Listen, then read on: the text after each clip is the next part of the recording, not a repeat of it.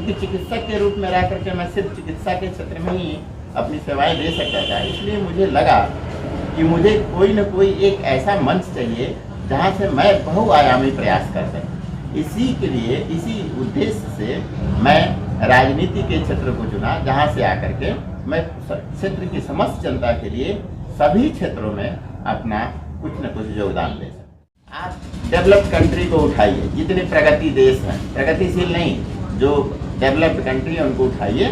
Privatisation हमारा ultimate goal क्या है कि जनता को, देश के नागरिक को जो सुविधाएं मिले वो दुरुस्त मिले।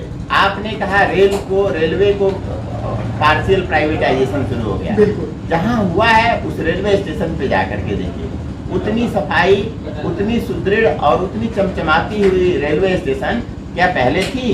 बिल्कुल नहीं। जब आपका पहरेदार सशक्त होगा तो चोरी पकड़ी जाएगी। ऐसा नहीं है कि चोरी पहले नहीं होती थी, चोरी पहले होती थी। न्यूज़पेपर में आप पढ़ते थे कि एग्जाम हो गया, 5 दिन बाद पता चला कि इस एग्जाम का पेपर लीक था, रिजल्ट निकल गया, स्क्रूटी हो गई और लड़के लोग जो चले गए। तो इससे क्या होता है कि प्रतिभा का दमन होता है। वही पुराने जो चोर हैं, जो ये सब है पेपर लीक कराने वाले, अभी यदा कदा कहीं कहीं बचे हुए हैं, वो पकड़ा रहे हैं। इसका दूसरा पहलू समझिए, इससे जितने जो ये दलाल हैं इनका मोरल डाउन होगा, क्योंकि जब वो अपनी दलाली का पैसा ले लेंगे और पेपर कैंसिल हो जाएगा तो धर्म संकट में पड़ जाएंगे। उनको पब्लिक नोचेगी जो पैसा दिया हुआ होगा और अगली बार वो पैसा लेने का नाम नहीं लेगा। तो भ्रष्टाचार के खिलाफ ये लड़ाई है, थोड़ी सी मुश्किल है। बीमारी जितनी मुश्किल होगी, दवाई थोड़ी कड़वी होगी।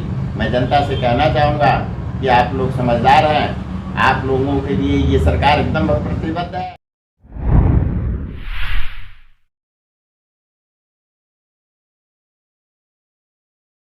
आप देख रहे हैं डेली लाइव न्यूज और आज हमारे साथ लाइव पे बने 332 विधानसभा क्षेत्र फाजिलनगर के विधायक उम्मीदवार डॉक्टर पीएन राय जी। जानकारी के लिए बता दूं कि भाजपा से ये भी एक विधायक उम्मीदवार है जो कि फाजिलनगर विधानसभा में अपना जोर शोर से प्रचार प्रसार कर रहे हैं। आइए मिलते हैं इनसे और जानते हैं फाजिलनगर के विकास के मुद्दे को कि किस तरह का विकास चाहती है फाजिलनगर में और किस एजेंडे के साथ बीजेपी इनको फाजिलनगर विधानसभा में उतारना चाहती है और इनको फाजिलनगर विधानसभा का प्रतिनिधित्व करने का मौका देना चाहती है। तो डेली लाइव न्यूज चैनल में स्वागत है आपका डॉक्टर साहब। नमस्कार आपको और डेली लाइव न्यूज के आप सभी टीम के सभी कार्यकर्ताओं को मैं नमस्ते करता हूँ और आपके माध्यम से मैं अपने फाजिलनगर जनता को, देवतुल्य जनता को हृदय से स्वागत करना। डॉक्टर साहब, सबसे मुख्य बात यहाँ पर यह रही है कि आप पेशे से एक डॉक्टर थे और आपका प्रैक्टिस भी बेहतर चलता है, बेहतर पैसा भी कमाते हैं, तो अचानक आपका राजनीति में आने का प्लान कैसे हुआ कि आप राजनीति में आए?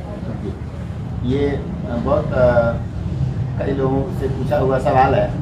मैं पिछले 17 सालों से एक विशुद्ध चिकित्सक के रूप में क्षेत्र की जनता को सेवा देते रहा। बीच बीच में कहीं कहीं हम जाकर के गरीबों के बीच में शिविर भी लगाते रहे। लगाने से ये चीज़ दिखा कि गरीबों के बीच में अभी भी स्वास्थ्य सुविधाएँ और स्वास्थ्य के प्रति अवेयरनेस बहुत कम है। उसको अवेयर किया, लेकिन उसकी के साथ साथ ये भी दिखा कि अभी इन लोगों में बहुत कुछ किया जा सकता है, बहुत ढेर सारे क्षेत्र। क्योंकि चिकित्सक के रूप में रह करके मैं सिर्फ चिकित्सा के क्षेत्र में ही अपनी सेवाएं दे सकता था। इसलिए मुझे लगा कि मुझे कोई न कोई एक ऐसा मंच चाहिए जहां से मैं बहुआयामी प्रयास कर सकूं। इसी के लिए, इसी उद्देश्य से मैं राजनीति के क्षेत्र को चुना, जहाँ से आकर के मैं क्षेत्र की समस्त जनता के लिए सभी क्षेत्रों में अपना कुछ न कुछ योगदान दे सकते। डॉक्टर साहब, क्या आपको बीजेपी इस बार फाजिलनगर विधानसभा से टिकट देगी और क्या आप फाजिलनगर विधानसभा का प्रतिनिधित्व कर पाएंगे? देखिए, मैं तो आपको ये बताना चाहता हूँ, मैं भारतीय जनता पार्टी का एक साधारण सा सिपाही हूँ, साधारण कार्यकर्ता हूँ। मैंने अपना प्रयास किया है, जनता के बीच में रह करके सेवाएं दिया हूँ। 1.5 साल से जनता के बीच में ही रहा हूँ। तो ये अब शीर्ष नेतृत्व के ऊपर है कि वो मुझे अपना उम्मीदवार बनाती है कि नहीं। शीर्ष नेतृत्व का सभी फैसले मेरे लिए सिरोधार्य। आपको क्या लगता है? मैंने कहा कि शीर्ष नेतृत्व को जैसा लगेगा वैसा करेगा। अगर मुझे उम्मीदवार बनाती है तो मैं इस क्षेत्र से सफल होऊंगा। अगर मान लीजिए कि बीजेपी आपको यहाँ की उम्मीदवार बनाती है और आपको प्रतिनिधित्व करने का मौका मिलता है या आपको उम्मीदवारी मिलती है, तो आप फाजिलनगर विधानसभा के लिए शिक्षा पे आपकी क्या पहल होगी फाजिलनगर विधानसभा में? फाजिलनगर विधानसभा में शिक्षा पे भी हमारा बहुत जोर रहेगा, क्योंकि मेरा मानना है कि अगर समाज शिक्षित होगा तो देश शिक्षित होगा, और शिक्षित राष्ट्र जो है एक मजबूत राष्ट्र के रूप में उभरता है। तो मैं शिक्षा के क्षेत्र में जितना संभव होगा वो सभी सार्थक प्रयास करूँगा। युवाओं के विकास पर आपकी क्या पहल होगी?